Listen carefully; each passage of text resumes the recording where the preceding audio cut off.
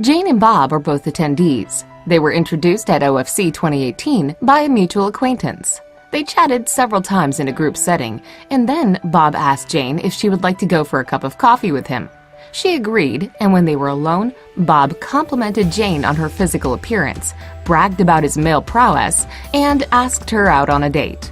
Jane felt uncomfortable and declined. Jane and Bob run into each other again on the first morning of OFC 2019. Bob immediately comments to Jane on her physical appearance and how it was so unfortunate that they did not become intimate last year. Jane politely excuses herself from the conversation and walks away. Later that afternoon, Jane sees Bob approaching from the other side of the conference room. She is unable to avoid him. This time, Bob once again compliments Jane on her appearance and asks if they could rendezvous later in the evening. Jane declines and now feels uncomfortable and threatened by Bob's aggressive behavior.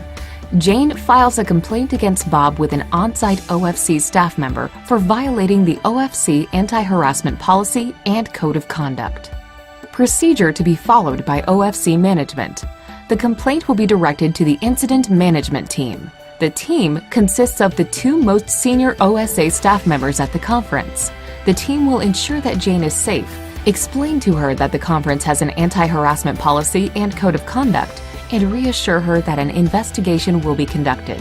The team will also encourage Jane to file her complaint via the OSA reporting website or to call the hotline. The team will then conduct an investigation of Jane's complaint, following the procedures set forth on the incident report form.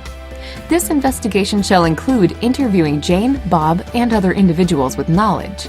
After gathering as much information as possible, the completed incident report form shall be forwarded to OSA's Head of Human Resources, who will enter the incident into the NAVEX global system and determine what additional steps, if any, should be taken. The result of the investigation shall be communicated to Jane and Bob. An appropriate resolution will be formulated by the Head of Human Resources in consultation with OSA's General Counsel.